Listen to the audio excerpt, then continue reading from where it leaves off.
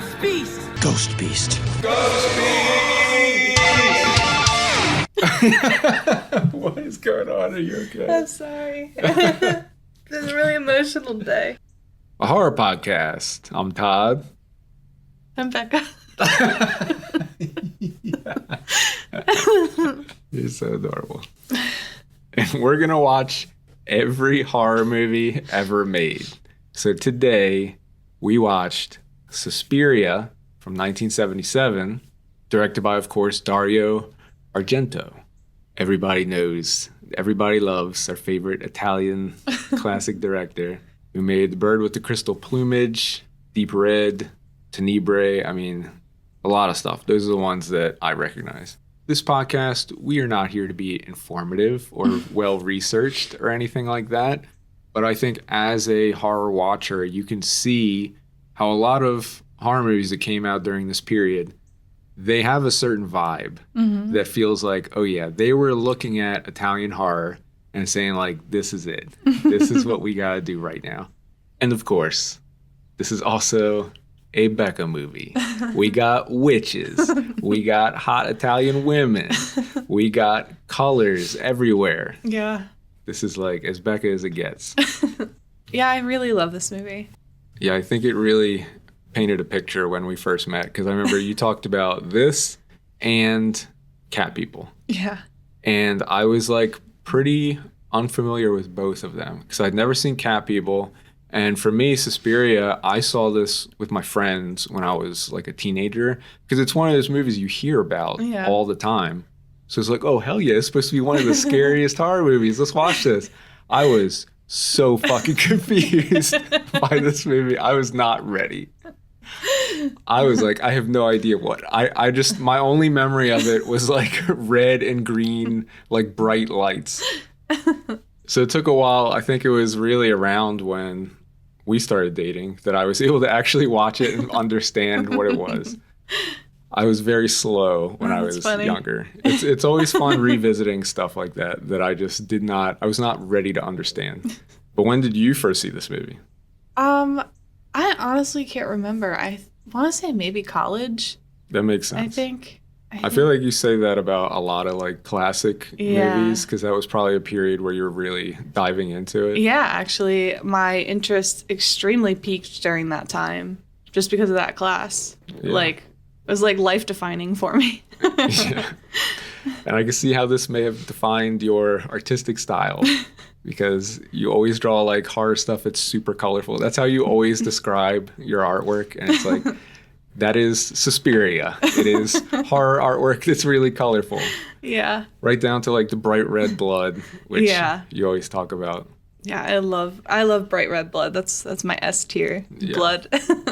Terrifier is so great for bringing it back. Exactly. But this movie, that's the thing that kind of defines this movie is that it is absolutely style over substance, which I think was a lot of the Italian horror from this period. You could describe it that way. And it's like the style is so good, it doesn't matter. Like, because this is one that like the storytelling is kind of obtuse in a way. It's like, it's very artistic, which can make it harder to follow, but it just looks so good doing it that like you're so distracted. And really the story is pretty simple. And the premise is just this American girl is going to this dance academy in Germany. Shit. Yeah, I know. Hello? So the basic plot is really pretty simple. It's just this American girl who is attending this like prestigious dance academy in Germany, and spooky stuff is happening.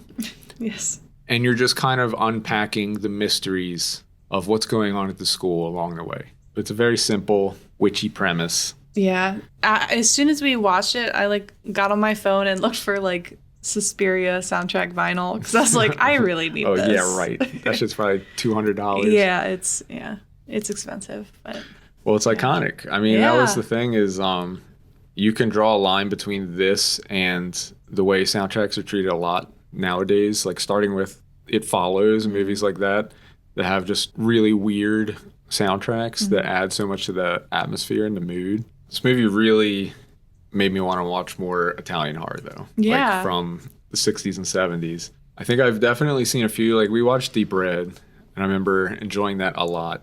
I think it's just that's that barrier still I have with older movies. I think it's like slowly coming down, and I'm becoming more and more open. But it's just funny how you were always the one that loved the classic stuff, and I was just like, fuck that. I can't go back that far. But I'm glad that I was able to revisit this because it does look so fucking good. Like even the settings and stuff, we kept talking about like the velvet wallpaper and shit. Yeah. Where it's just like you said you grew up with wallpaper like that. That blew my mind. It wasn't like completely velvet, but it was like patches of velvet and those like fancy designs. Yeah. Fancy. When you're 10 years old, that's fun. It's funny imagining, because in the movie, it's like it is the most extravagant shit ever. And you're just like, oh yeah, I had that. It was just whoever previously owned the house. My dad hated it. It definitely came down. Yeah. But this is the kind of movie that's just like every shot is just dripping artistry.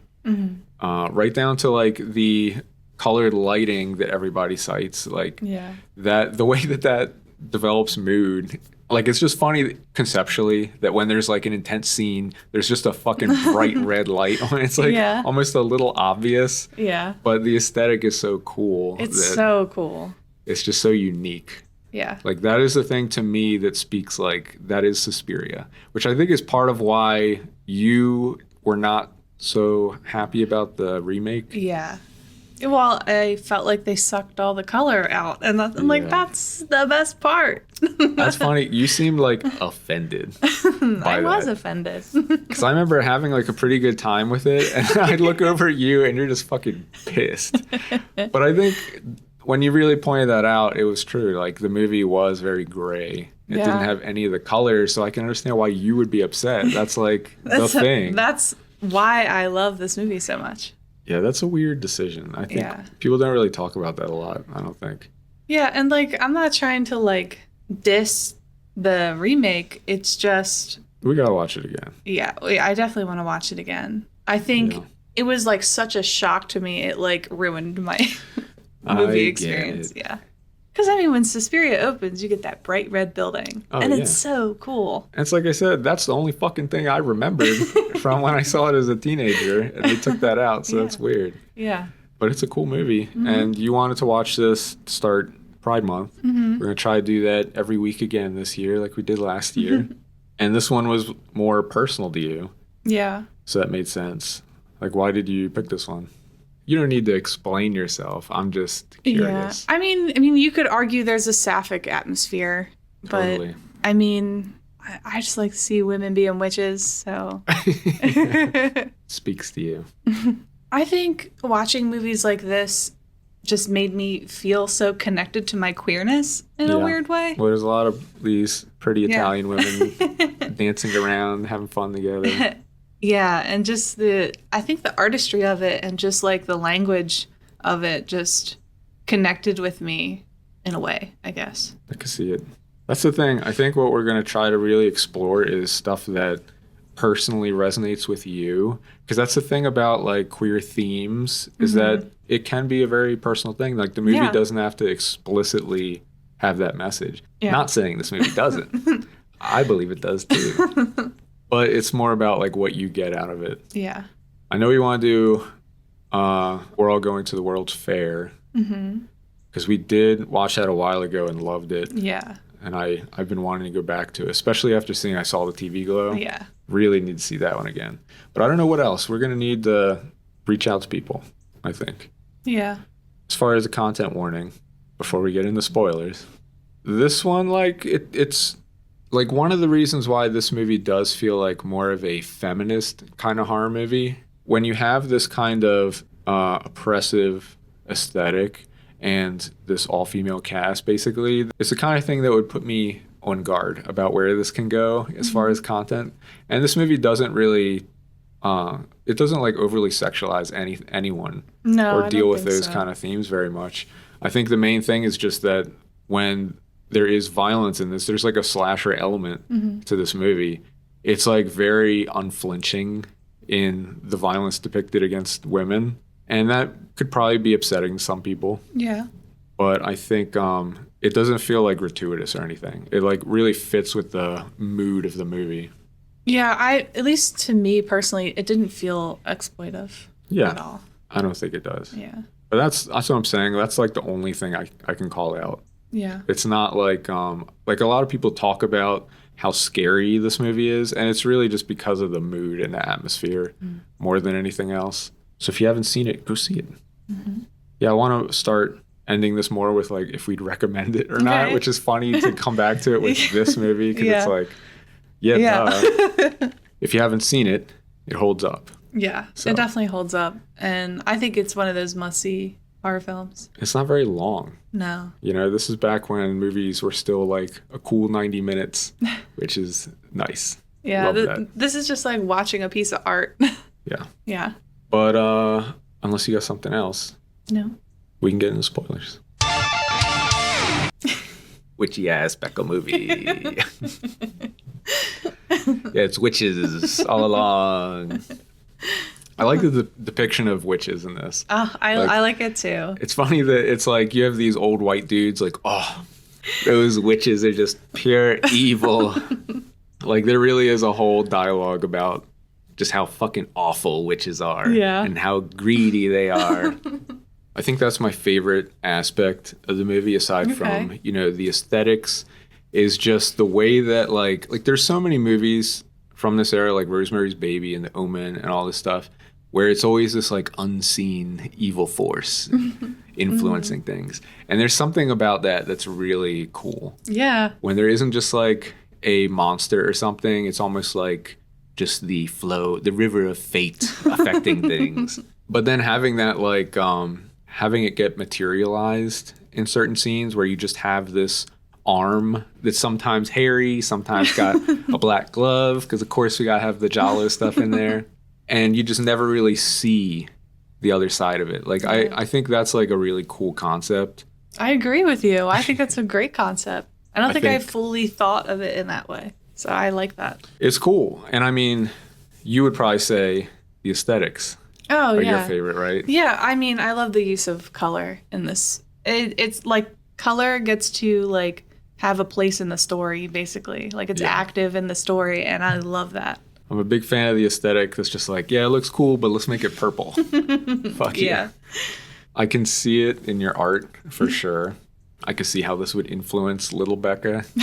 It just makes sense to me. And I feel like I Saw the TV Glow has a lot of bright colors like that too. Yeah. I think I Saw the TV Glow felt like another top tier movie in my head of films that are using color. Like, because that's just... The use of color in that movie, I think I talked about it in the other episode. We don't need to go into that. I think it's just that, like, now for watching a movie, there are certain parts where I'm just like, there we go. It's a Becca movie now. Like, Color Out of Space kind of had that, too. Yeah, it did. Love to see it. Mm-hmm. Lisa Frankenstein. Yeah, of course. We could go on and on. I think we get the picture. I should make a letterbox list. Yeah, you should. Most colorful horror. But I think, like, along those lines of what I was saying, my favorite scene is definitely just the opening. Mm-hmm. I think the opening is a really cool way to set it up. It's this, like, classic horror thing where you have this female protagonist who's introduced as, like, a major character and then gets killed off. And it kind of sets the stakes for the whole movie. Because she's the one who's, like, running frantically through the woods while Susie, the main character, is just watching her like, you know, while it's like she has a spotlight on her, like flailing and running. And the whole scene where she seems like something is chasing her and she goes to, was it like her cousin's or her friend's place? Exactly. And it's the way that, this thing like manages to get her from this upper floor by like reaching through the glass window, and it's like rubbing her face on the glass, but it somehow feels so terrifying. It's so terrifying, but it's so iconic too. Yeah. And then ending it with the thing I kind of described before, that unflinching moment where she's just laying on the ground as it's just like stabbing her over and over again. It's like, it's creepy, and it sets the tone for sure. So I think that's just an awesome way to open the movie. Mm-hmm. But what was like one of your favorite scenes? Well, besides that one, obviously. Yeah. This may be a weird one, but it's one that like always sticks with me. And it's funny because it's not even a scene with the most color. Oh, yeah. It's, I mean, I don't know if that's what you would expect, but... I don't know. I mean, there's a lot of cool scenes. I'm actually curious which one you're going to pick. So when the blind man is in the, oh God, what's the name for that? He's like surrounded by all these mausoleums and he's in like a courtyard. Yeah, like a courtyard. And the dog is barking. Well, that's and funny like because that is like the least colorful scene in the entire movie. But it's so impactful. The way it's shot is just so cool.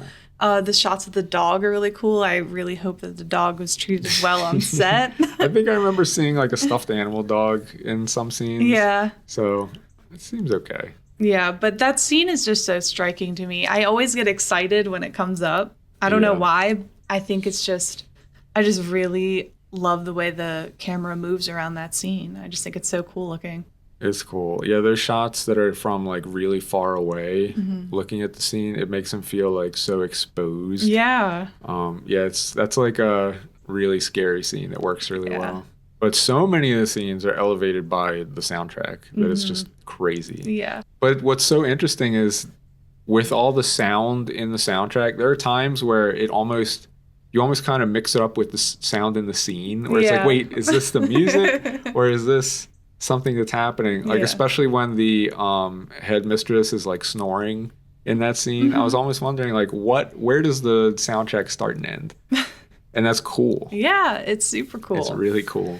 And I'm almost positive that they're a prog rock band. Yeah. Goblin. I don't know much. I don't know much about them. I only know from this movie. But it also, I think that's why I liked Destroy Your Neighbors so much, because they have that like same type of music, same style sort of going on, and it's also very colorful. Yep. Oh, so, you know what? I didn't even think about that. Yeah. Well, because you were riding hard for that movie last year. I was, but I think it just in its own way like felt like Suspiria formula, sort of like aesthetically. I can completely see that now that you say that, for sure. Really fun to revisit. Love this one. We really need to see the remake. We'll have to do that soon, I think. It'll be interesting to like compare them more directly. Yeah. I'm wondering if we'll watch it and you'll still be like, fuck that fucking movie. I think I'll be okay. I already know. I already know the color's missing, so. That's true. Yeah, you don't have to get offended this time. It's funny watching movies like that. We watched Spider Baby and Suspiria like back to back, which was great. And they're both like such Becca movies. It's like I now am able to see that very clearly. What's funny is like I don't know. I feel like you can spell it out better than I can about what. I just like see a movie and I'm like, yep, that's me. I want to watch that. I'm picking up on it for sure. But did you have anything else? No. You can go ghostbeast.com for all our links. You can also search for Ghost Beast Pod, and you can follow Ghost Beast on Letterboxd, where we rank everything we cover. Go follow us so you can see this cursed list. I think I got a good spot. So nice when we can break the top 10 with something new. Oh, really? I put it above Aliens and below Possession. You would put it above Aliens? Absolutely. Okay. Do you think it should go up? I almost wonder about that. But Possession is so fucking good. See, I think they kind of equal for me because Suspiria's aesthetics are all... You don't got to change anything. Okay. Suspiria's aesthetics are so top tier, but the acting in Possession is still so like top tier. Insane. Like they're like different levels of top tier. But I would still put Possession there. That works, but that puts it at number 7 on our list. You can contact us at podcast@ghostbeast.com. What are your favorite Italian horror movies from this period? I want to watch more. We did see Deep Red. I remember liking that a lot. Follow us on YouTube and TikTok. And please rate us 5 stars and leave a review. It helps other people find us. And, if you like this, let us know. Bye.